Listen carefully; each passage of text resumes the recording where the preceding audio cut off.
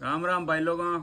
आज खनसा भैया है सुबह सुबह एक मनमार खेत रे खसरा नंबर दियोनी नकल काटनी है 15 किलोमीटर गोता खान इन वास्ते आया के मतलब मारो खसरो कहीं है जमीन नकल किकर निकाले।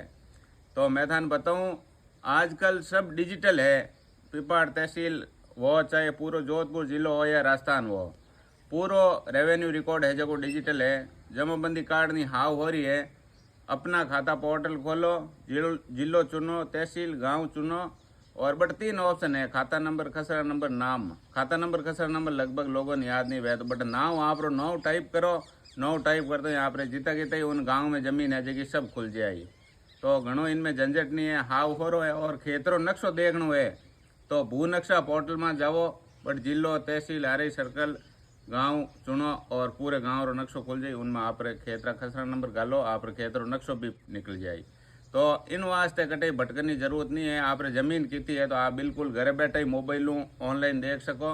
अपना खाता साइड में तो गूगल में अपना खाता टाइप करो और देख सको। धन्यवाद।